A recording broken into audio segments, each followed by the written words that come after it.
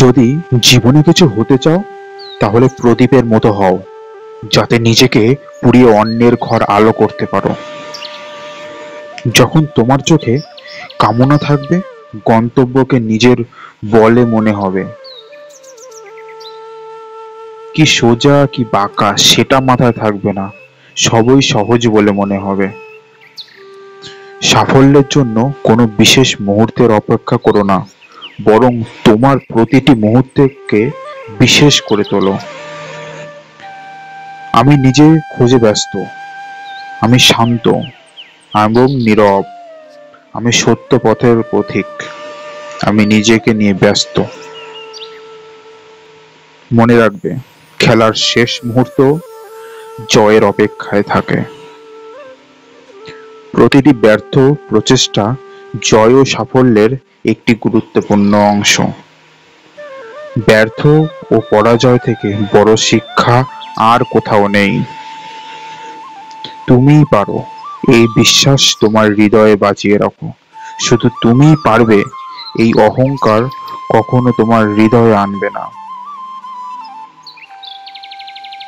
আমি নিজের খোঁজে ব্যস্ত, আমি শান্ত, আমি নীরব, আমি সত্যের পথের পথিক, আমি নিজেকে নিয়ে ব্যস্ত।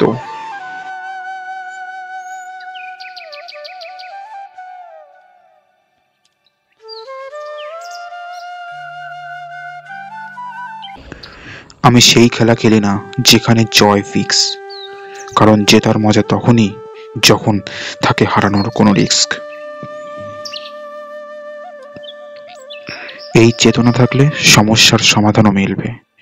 জমি যদি অনুর্বরও হয় যায়, সেখান থেকে জল বের হবে। বন্ধু, নিরাশ হইও না, অন্ধকারকে ভয় পেও না। এই রাতের অন্ধকার চিরে আসবে সোনালী মুহূর্ত। পিঠ সবসময় শক্ত রাখতে হবে, কারণ প্রশংসা এবং প্রেরণা দুটোই আসে পিছন থেকে। জয় ও পরাজয় নির্ভর করে তোমার চিন্তার ওপর।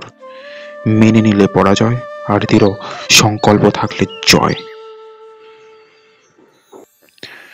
ভাগ্যবান তারা নয় যারা তাদের জীবনে সবকিছু ভালো পায়, ভাগ্যবান তারা যারা যা পায় তা ভালো করে নেয়। সাহস হারিও না বন্ধু, কারণ এখনো অনেক পথ বাকি। যারা বলেছে এটা তোমার দ্বারা হবে না, তাদেরও কিছু করে দেখাতে হবে। জীবন পাওয়া ভাগ্যের ব্যাপার, মৃত্যু সময়ের ব্যাপার, কিন্তু মৃত্যুর পরেও মানুষের হৃদয়ে বেঁচে থাকাটা কর্মের ব্যাপার। বুঝেছ? আবার বলি শোনো, জীবন পাওয়া ভাগ্যের ব্যাপার, মৃত্যু সময়ের ব্যাপার, কিন্তু মৃত্যুর পরেও মানুষের হৃদয়ে বেঁচে থাকাটা কর্মের ব্যাপার। ভিডিওটা ভালো লেগে থাকলে অবশ্যই সাবস্ক্রাইব করবে। ভালো থাকবে, সুস্থ থাকবে। জয় হিন্দ, বন্দে মাতরম।